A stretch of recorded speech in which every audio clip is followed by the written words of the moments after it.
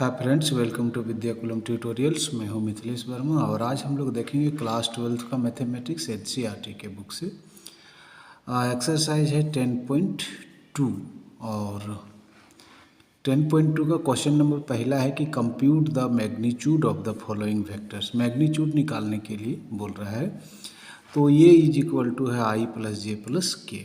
तो मैग्नीट्यूड निकालने का जो फार्मूला हम लोग देखे थे ये था कि इफ ए बराबर x i plus y j plus z k, तो मैग्नीट्यूड ऑफ ए बराबर root under x square plus y square plus z square.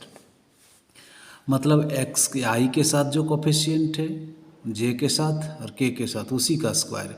तो इसमें देखिए कि आई जे के इसमें एक है ना, तो एक है, तो इसका हो जाएगा एक का स्क्वायर प्लस एक का स्क्वायर प्लस एक का स्क्वायर, मतलब रूट 3 आंसर हो गया इसका।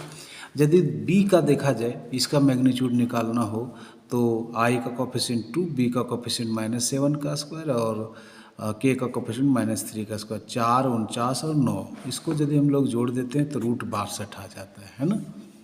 क्वेश्चन है सी भी उसी तरह है, 1/√3 आई प्लस 1/√3 जे माइनस 1/√3 के। तो आई का कोफिशिएंट क्या है 1/√3 का स्क्वायर, जे का 1/√3 और के का माइनस में है तो माइनस में रख देंगे, तो 1 का स्क्वायर 1 और √3 का स्क्वायर 3, तो इस तरह से हो जाएगा 3/3 मतलब 1 है ना। तो C magnitude of C is equal to 1। बिल्कुल आसान है। अब देखिए दूसरा नंबर क्वेश्चन कहता है कि write two different vectors having same magnitude. Magnitude क्या हो, सेम हो, मतलब दो डिफरेंट वेक्टर होगा लेकिन उसका मैग्नीट्यूड क्या होगा, सेम होगा। तो इसमें कुछ भी मान सकते हैं और इसका आंसर अनगिनत हो सकता है, इनफाइनाइट हो सकता है।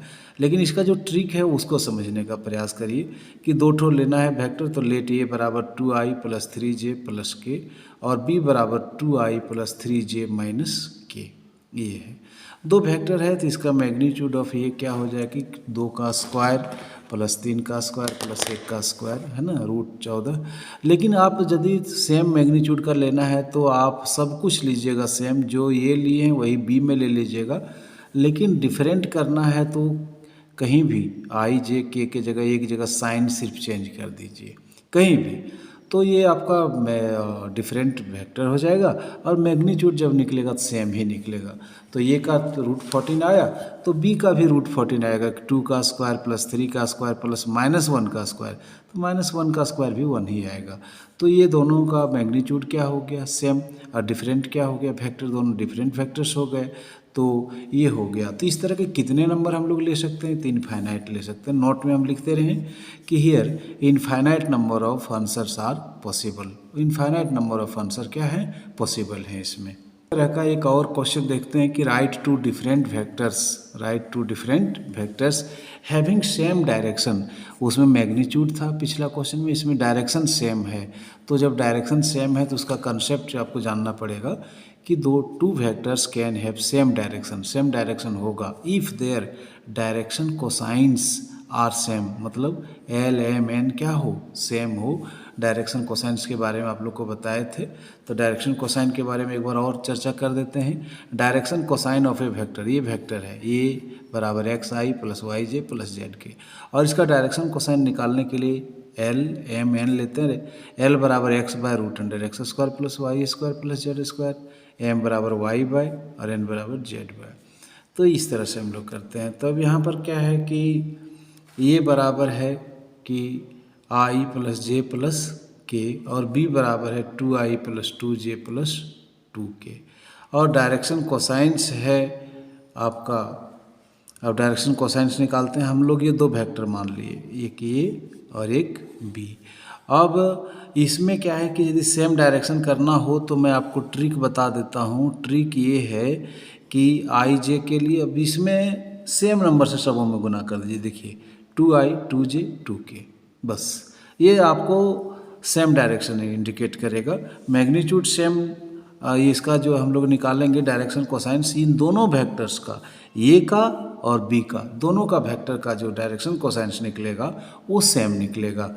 तो इसका यदि देसी ट्रिक की बात करें तो देसी ट्रिक में आप यही याद रखिएगा कि जो आप यहाँ लिए हैं उसी में से दो से गुना कर दे सबों में, 3 से सबों में, 4 से सबों में, 5 से सबों में, बस इतना ही करना है। आइए मैं आपको प्रूफ करके दिखाऊं कि ये दोनों जो वेक्टर हैं वो सेम डायरेक्शन में है। मतलब इसका हम लोग डायरेक्शन कोसाइंस निकालेंगे और बी का डायरेक्शन कोसाइंस निकालेंगे और दोनों का डायरेक्शन कोसाइंस क्या आएगा, सेम आएगा। तो हम लोग ले लेते हैं डायरेक्शन कोसाइंस ऑफ ए, मतलब आई प्लस जे प्लस के। तो इसका डायरेक्शन कोसाइन निकालते हैं तो 1 बाय, यहाँ 1 है ना, तो 1 बाय, सबों में 1 है, आप ये जानते हैं। तो 1 बाय रूट अंडर 1 का स्क्वायर प्लस 1 का स्क्वायर प्लस 1 स्क्वायर, एम में भी वही, एन में भी वही। तो एल में 1 बाय रूट 3, एम में 1 बाय रूट 3 और एन में 1 बाय रूट 3 आया। तो हम लोग वेक्टर ए का निकाल लें डायरेक्शन कोसाइंस। अब हम लोग डायरेक्शन कोसाइंस निकाल रहे हैं तो वेक्टर बी का, और वेक्टर बी क्या है, 2i plus 2j plus 2k। तो इसका डायरेक्शन कोसाइंस निकालेंगे तो l by root under l square plus m square plus n square, m का m by root under m square plus n square, है ना। तो बस ऐसे ही करेंगे, इसको सॉल्व करेंगे तो आ जाएगा 4 4 8 4 12। तो 12 को हम लोग लिख देते हैं 2 रूट 3, 2 2 कट गया तो 1 बाय रूट 3 यहाँ भी आया, 1 बाय रूट 3 यहाँ भी आया।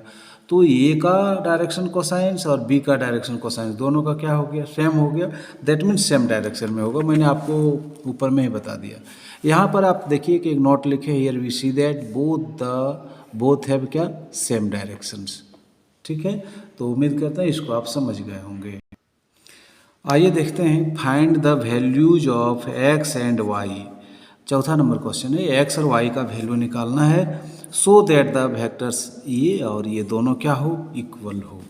तो इक्वल होने के लिए करस्पॉन्डिंग एलिमेंट्स को भी क्या होना मांगता है, इक्वल होना मांगता है। तो इक्वल हो तो एक्स और वाई का मान निकालना इस क्वेश्चन में। तो इसका जो कॉन्सेप्ट है, मैं यहाँ कॉन्सेप्ट लिखता हूँ, कॉन्सेप्ट।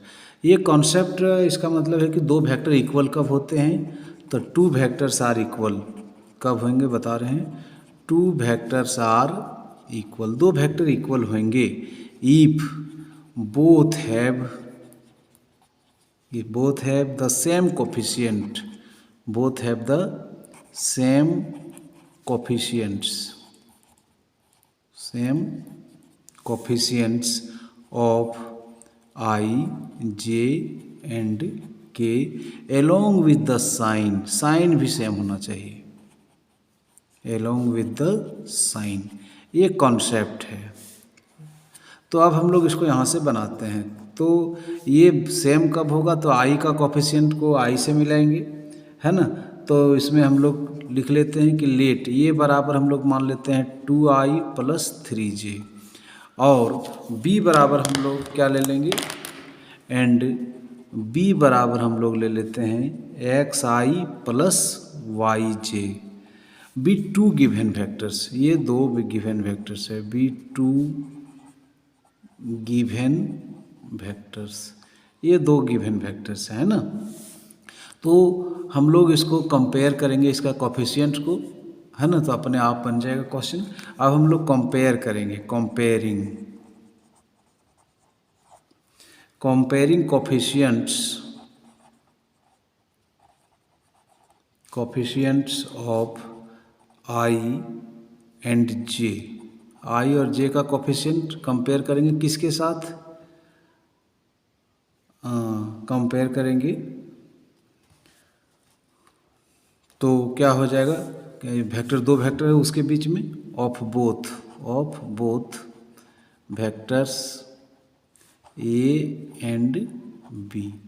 तो आई का कोफिशिएंट को आई से मिलाएंगे तो एक्स का वैल्यू क्या आ जाएगा 2, जे का कोफिशिएंट को इससे मिलाएंगे तो वाई इज इक्वल टू क्या हो जाएगा 3। तो एक्स बराबर 2 और वाई बराबर 3, यही आंसर हो जाएगा। चलिए आइए क्वेश्चन नंबर देखते हैं 5। क्वेश्चन नंबर 5 क्या है कि find the scalar and vector component. 2 component निकालना है, एक स्केलर कंपोनेंट, दूसरा vector component of the vector with initial point 21 and terminal point -5 7। 2 point दिया हुआ है, एक इनिशियल और एक टर्मिनल, है ना। तो इनिशियल और टर्मिनल यदि दिया हुआ हो इनिशियल है 2 1 और टर्मिनल है क्या -5 7, है ना। यदि इस तरह दिया हुआ हो तो इसका वेक्टर निकालने के लिए आपको करना है क्या x2 - x1 मतलब x2 - x1 और y2 - y1 ऐसे कंपोनेंट लगाते हुए i और j, यही इसका फार्मूला है। तो इसका हम लोग निकाल लेते हैं। कैसे निकालेंगे कि इनिशियल और टर्मिनल पॉइंट हम लोग का दिया हुआ है, ए का, इसको हम लोग ए का कोऑर्डिनेट 2 1 और बी का कोऑर्डिनेट -5 7 मान लिए। तो इसको हम लोग ए बी लिखेंगे तो ए बी का जो फार्मूला हो जाएगा क्या x2 - x1 इंटू आई प्लस y2 - y1 इंटू जे। तो x2 इसको हम लोग कह देते हैं x1 y1 और इसको कह देते हैं x2 y2। तो x2 - x1 मतलब -1 - 2 आई प्लस y2 7 - 1 इंटू जे। तो कितना हो जाएगा -3i, कितना -3i, सॉरी यहाँ x2 जो है ना -5 है, -5 x2 - x1 और y2 - y1। तो -5 और -2 कितना हो जाएगा -7i और 7 में 1 तो -7i प्लस 6j। ये हो गया ये बी। अब हम लोगों को पूछ रहा है कि वेक्टर निकालें। अब हमको पूछ रहा है स्केलर कंपोनेंट। तो हम लोगों को क्या पूछ रहा है स्केलर कंपोनेंट। तो स्केलर कंपोनेंट हम लोग को जब पूछा जाए, क्या पूछा जाए स्केलर कंपोनेंट। स्केलर कंपोनेंट मतलब सिर्फ अंक लिखना है, मतलब -7 एंड क्या 6। और एक है वेक्टर कंपोनेंट, क्या है वेक्टर कंपोनेंट। और वेक्टर कंपोनेंट मतलब आई को इंक्लूड करते हुए लेना है। वेक्टर जब बोला जाए तो -7i और क्या और 6j। तो ये हो गया हमारा क्या वेक्टर कंपोनेंट। ये हो गया स्केलर कंपोनेंट, ये हो गया वेक्टर कंपोनेंट। आइए देखते हैं क्वेश्चन नंबर 6। कहता है find the sum of the vectors a b और सी। इसको जोड़ना है। तो जब भी जोड़ना हो to find the sum of different vectors, बहुत सारे वेक्टर्स को यदि जोड़ना हो तो डिफरेंट कंपोनेंट्स मतलब आई जे और के को जोड़ना है आपको सेपरेटली। आई को आई के साथ ही जोड़ना है, जे को जे के साथ और के को के साथ जोड़ना है। तो हम लोग आइए देखते हैं कि ए प्लस बी प्लस क्या सी, इसको जोड़ते हैं। ए का वैल्यू क्या है, सो देखिए ए का वैल्यू है आई -2j प्लस के ए, प्लस बी का -2i plus 4j plus 5k, और सी का i -6j -7k ए। अब हम लोग को बोले हैं कि सेपरेटली जोड़ना है। आई वाला जितना टर्म है उन सबों को एक साथ कर लीजिए। तो एक यहाँ आई है, फिर यहाँ -2i है और फिर यहाँ i है, फिर क्या है जे वाला टर्म, तो -2j प्लस 4j -6j। ये जे का कहानी हो गया। के का कहानी है के प्लस 5k -7k। सारा आई को आई के साथ, सारा आई एक साथ रख लीजिए, सारा जे एक साथ, सारा के एक साथ। तो कितना हो जाएगा, ये जोड़ करके हो जाएगा 0। 2i में 2i तो ये हो जाएगा 0i। यहाँ देखिए 4 में 8 चला जाएगा, 4j में 8j तो -4j हो जाएगा। और यहाँ पर हो जाएगा 6k -7k तो हो जाएगा -k। तो कुल मिलाकर के 0i -4j -k, यही जो हो गया हमारा क्या हो गया,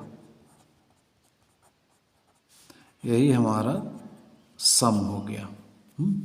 तो उम्मीद करते हैं इसको आप समझ गए होंगे।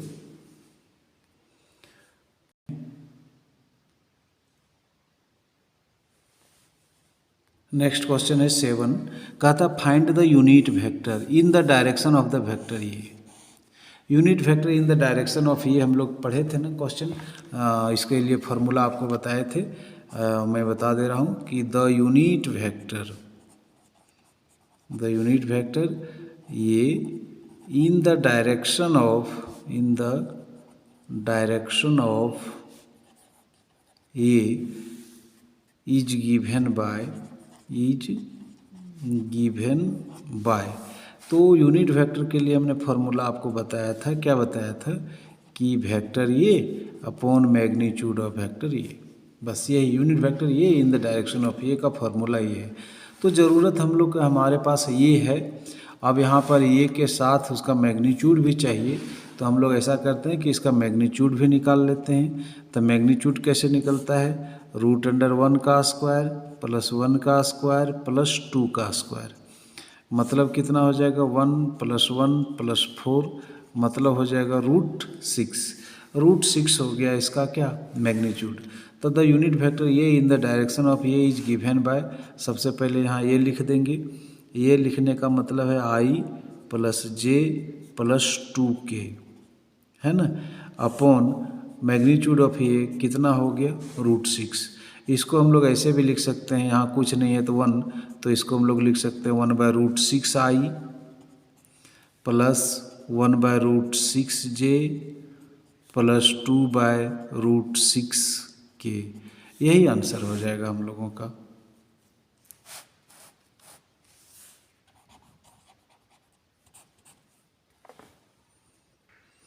आइए देखते हैं क्वेश्चन नंबर 8।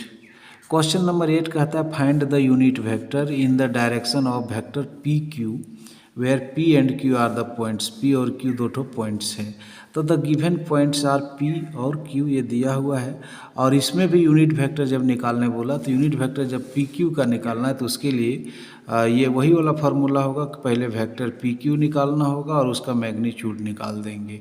तो सबसे पहले पी क्यू निकाल लेते हैं, और पी क्यू निकालने के लिए फार्मूला है कि पोजीशन वेक्टर ऑफ क्यू, क्या करते हैं पोजीशन वेक्टर ऑफ, पहले निकालते हैं Q minus position vector of P minus position vector of P. तो पोजीशन वेक्टर ऑफ क्यू मतलब हो गया 4I + 5J + 6K, ये हो गया, माइनस ये हो गया पोजीशन वेक्टर ऑफ क्यू लिख दिए, और पोजीशन वेक्टर ऑफ पी का हो जाएगा I + 2J + 3K। जब इसको घटाएंगे तो 4I में 1I चला जाएगा तो हो जाएगा 3I, प्लस 5J में 2J तो 3J, और 6K में 3K तो 3K, तो 3I + 3J + 3K हो गया। तो अब हम लोग इसका क्या निकाल लेते हैं मैग्नीट्यूड, तो मैग्नीट्यूड निकाल सकते हैं आराम से। मैग्नीट्यूड निकालने के लिए I का कोफिशिएंट 3 का स्क्वायर + 3 का स्क्वायर + 3 का स्क्वायर, मतलब क्या हो गया 9 + 9 + 9, 9 9 18 और 9 27, है ना, और 27 को हम लोग 3√3 भी लिखते हैं। अब हम लोग लिखते हैं the unit vector in the direction of P Q, ये फार्मूला है। अब हमने पी क्यू निकाल लिया है, पी क्यू निकाले हैं हम लोग 3I + 3J + 3K, हाँ, upon magnitude of P Q, magnitude of P Q भी हमने निकाल के रखा है क्या 3/3√3, इसको अलग अलग कर देंगे तो हो जाएगा 3/3√3I + 3/3√3J + 3/3√3K। 3 गया, 3 कट गया, तो ये क्या हो जाएगा, ये आ गया 1/√3I + 1/√3J + 1/√3K, ये हो गया अपना आंसर। तो उम्मीद करता है इसको आप समझ पा रहे होंगे। तो आइए क्वेश्चन नंबर 9 को देखते हैं। वही क्वेश्चन है for given vectors A and B find the unit vector in the direction of A + B। तो A + B के डायरेक्शन में निकालना यूनिट वेक्टर, तो क्या करना होगा, A plus B upon magnitude of A plus B मुझे चाहिए। जैसा क्वेश्चन उसमें था वैसा ही ये भी है। तो पहले हम लोग क्या करते हैं, ए और बी मान लिए, ये दिया हुआ और ए प्लस बी निकालना है, मतलब हो जाएगा 2i माइनस जे प्लस 2k। ए प्लस बी में हो जाएगा माइनस आई प्लस जे प्लस के। तो क्या हो जाएगा, 2i में i चला जाएगा तो i माइनस जे और प्लस जे तो 0j, और 2k में और 1k 3k। तो ये हो गया i plus 0j plus 3k। तो सीधा सीधी कहते हैं कि इसको i प्लस 3k भी कह सकते हैं हम लोग, i प्लस 3k।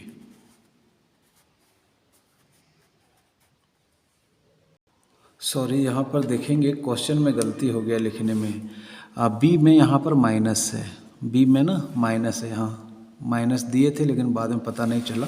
तो यहाँ भी बी में क्या होगा, माइनस होगा, तब क्वेश्चन बनेगा।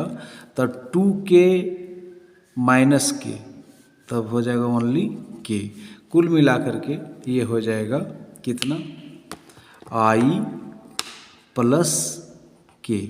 0j को हम लोग लिखे नहीं, हाँ। तो इसका मैग्नीट्यूड की यदि बात किया जाए तो मैग्नीट्यूड बराबर हो जाएगा 1 का स्क्वायर प्लस 1 का स्क्वायर मतलब √2 हो जाएगा। अब unit vector in the direction of A plus b, ये हम लोग जानते हैं। पहले ये इसको ए प्लस बी लिख देते हैं। ए प्लस बी कितना है, तो है i प्लस के, और उसका मैग्नीट्यूड कितना आया है, तो √2 आया है।